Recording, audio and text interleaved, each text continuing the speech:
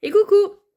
Je viens vous faire un petit message pour vous parler de l'année 2026. Vous allez voir tout un tas de personnes sur les réseaux qui vont vous donner leur avis sur 2026. Et moi, j'ai pensé à une chose, c'est que 2026, c'est vraiment l'année où il faut vous simplifier la vie au maximum. Libérez-vous des entraves, des schémas récurrents, du passé, du poids qui vous appartient pas, des héritages inconscients, des mémoires blessées. Libérez-vous de tout ça.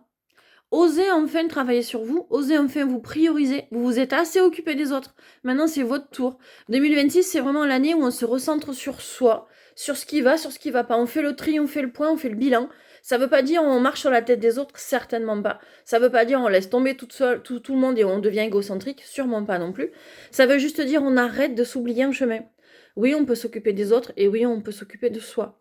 Donc 2026, c'est une année où on va remettre les pendules à l'heure, on va remettre l'église au centre du village et on va redéfinir nos objectifs. Est-ce que la vie que j'ai me convient? Est-ce que mon fonctionnement est efficace pour moi? Est-ce que je suis épanouie? Est-ce que j'avance sur le bon chemin? Est-ce que j'ai des choses à comprendre? Est-ce que j'ai des choses à changer? Cette année-là, c'est vraiment un cadeau. En plus, on est dans le cheval de feu. En plus d'être dans une année 1 qui veut dire nouveau départ, fin de cycle, etc. Peu importe votre année personnelle, l'année 2026, elle, pour tout le monde, c'est l'année une nouveau départ.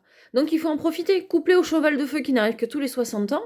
Franchement, c'est le moment ou jamais. Donc si vous avez des vieux projets qui traînent au fond des tiroirs parce que vous n'osiez pas, si vous avez des rêves que vous n'avez jamais réalisés, si vous êtes une personne que vous n'osez pas être à l'extérieur et que vous cachez à l'intérieur, c'est le moment de la libérer. C'est vraiment une année où on va pouvoir être heureux, être épanoui, être libéré, être soulagé et atteindre nos objectifs. C'est quand même le but de la vie, non? Le but, c'est pas de tourner en rond. Le but, c'est de finir par arriver à franchir des étapes. Pas la destination, parce que c'est le chemin de toute une vie de personne et une vie d'âme. Mais de franchir les étapes et de se dire, bah ça c'est fait, je suis très heureux ou très heureuse. Et je passe à l'étape d'après. Et maintenant j'ai de l'expérience et maintenant je sais comment il faut faire et maintenant je me connais, etc., etc.